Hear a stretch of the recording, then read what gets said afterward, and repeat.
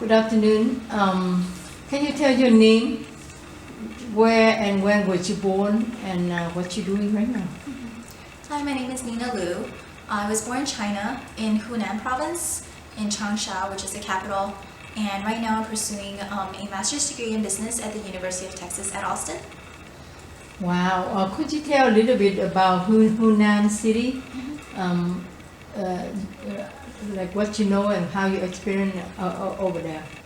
Yes, Hunan is very different from being in America. I moved here when I was 7, and Hunan is more underdeveloped, but it's still home to me. I still remember having to do the similar kind of things that other people living in rural cities right now have to do. My parents would drive me on a bicycle and they would put me in the basket, and they would use the same bike to get groceries and things like that. There were no cars, and everyone who had any transportation used either like a 3-wheel carriage or bicycles themselves. What do you remember about the Hunan? Can you share? Yes, when I was growing up, it was quite underdeveloped compared to America, but it's still what I think of as home. I still remember I had to do a lot of the things that people in other rural cities right now had to do.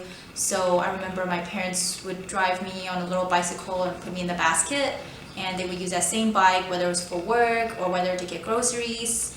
And there were really no cars back then in Hunan in China, so most of the people either rode motorcycles, bicycles, or used the 3-wheel carriage. What year was it you referred to? I came over to the United States when I was 7, which was 1994. So when I lived in Hunan, I was from the years of 1 to 3. Okay. Wow. Why and how your parents came to U.S.? My mom came to America because she wanted to pursue the American dream. Unlike many other people from other countries, she didn't need to come to America, but she just wanted something bigger and better for her life and for her children. So she took a chance and came to America. It was very hard for her to get a visa, but she was very determined. So she came here to America first when I was 6 years old, and a year later my dad and I came over as well. And then through her we became permanent residents in 2008.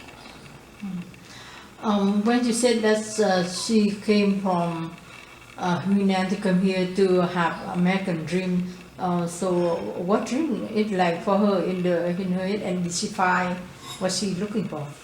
Her American dream was just to have a better education and better job opportunities for her daughter, which is me. So when she came here, she actually sacrificed a lot. She was a professor over there in China, and my dad was a businessman, and he had to sell most of the business as well as his motorcycles, assets, and houses and things like that in order to be with my mom when she came over here. And when she came over here, she wanted to be a professor herself, but it was a difficult route. So at one point in time, she had 5 jobs, just trying to support the family. Eventually, I would say that she did find the American dream because now she's a professor of finance over at the University of Texas of the Permian Basin, teaching undergraduate and graduate students. But it was definitely a very difficult journey for her, and she didn't achieve her dream for a good 10 or so years. Yeah, I know that when you came here, you were very young, so you didn't learn much in school when you were in Hunan. But when you come to the United States, have you learned in history, have you learned anything about the conflict, the war of conflict with Vietnam during your school year? During my schooling, since it was back there in South Texas, I would say that the history books actually did not give much information about the Vietnam War as I feel like it should now.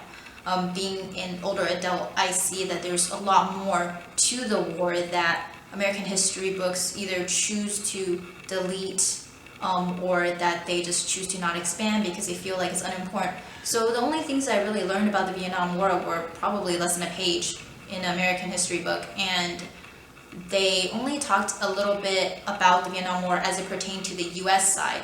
As far as what the US did or what they didn't do, it really had no perspective from the point of the residents of Vietnam, which as an older adult now I find rather disturbing because that paints an unclear or imperfect picture of how the war really was. But why important to you? It's important to me nowadays because I realize that in any war there's 2 sides to every story, and I feel the point of history isn't to advocate for a specific side, but to educate students and even older adults on what actually happened so that we can learn from it and so that we can take it to use it to progress into the future. It's not about what's right or who was right or anything like that, but it's more about what exactly happened and learning from the facts so that we can have a better future. And looking back now, I see that in many aspects of American history or world history, the books delete important vital parts because it might make a certain party look bad or it might paint a selected view. And I think that's really improper for history books to do that because it's not giving the complete picture to students who really need that. And I'm afraid that they might grow up thinking that the war was one way when really there's more to the story. And so it's just quite a shame that students these days aren't getting the complete and perfect picture that they should. So what do you think that we should do to improve that? I think there's a couple of things that students can do amongst just themselves. So for example, as a student, as a single person, what you can do if you have Vietnamese parents or if you have Vietnamese friends who have parents of the older generation, it's important to just go up to them and maybe have a conversation with them about what really happened. And of course, the older generation may have their own select views too, but between that and what's written in the history books, I feel that students can paint a more perfect picture for themselves, just as an individual. And then aside from that, it's important to just look at different reference points as well. A lot of times students just take what's written in one history book for granted because it's what they're taught in class and it's what they're tested on. But there's so many books out there from different points of view, from different authors, and I feel, especially as a Vietnamese child, it's important for them to want to know about what the past was like and to just not take words for granted. So for them to actually go out and research what happened in the past and how it pertains to their future. I think some people might actually be very surprised and find out that maybe even a distant relative who was in the war might be related to them, and a lot of times they just don't know. I was personally inspired to help out with VAF, Vietnamese American Heritage Foundation, because I remember in 3rd grade, my father and I had a conversation about what his childhood was like and who his parents were and so forth because of a school project.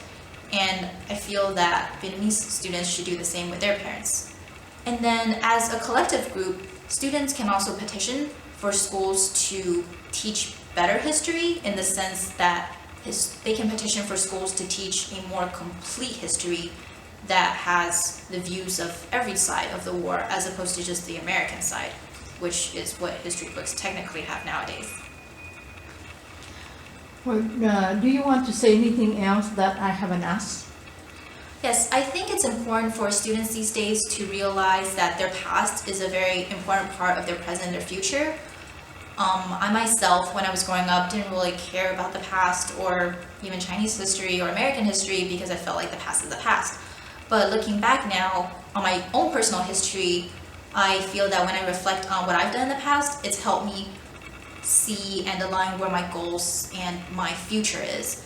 And so I think it's important for kids these days to go back and ask their parents what it was like being in the war or what it was like even growing up, and they might actually find that they have a lot more to relate to as far as their parents than they think.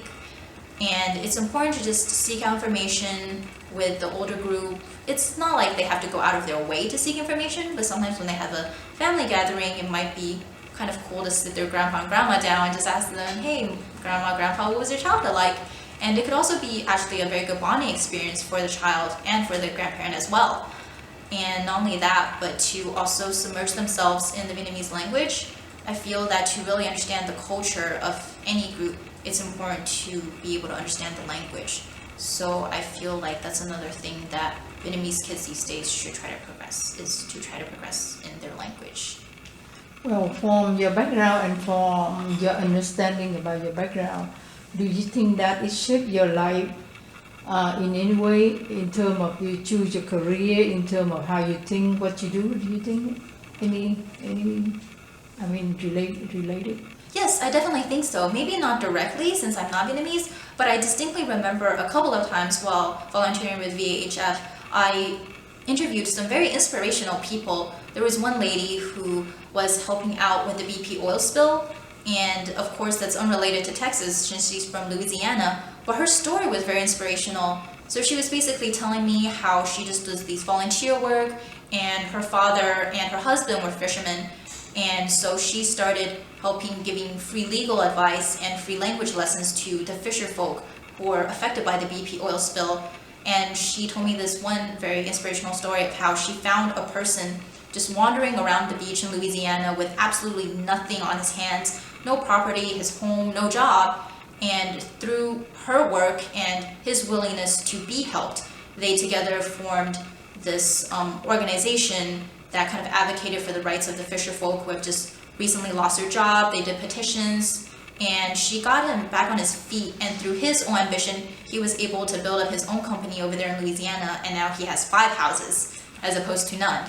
And so although I wasn't personally affected by the BP oil spill, or I'm not Vietnamese, doing things like VHF and talking to people who have gone through the past and gone through certain hardships, it's definitely inspired me and motivated me to aspire and be more than I can be. Sometimes I think my problems are big or that they're burdensome, but when I talk to the older generation and I learn from them, it makes me realize how insignificant some of my problems are and how much more greatness there is to be accomplished in the world. So I'm very thankful for that.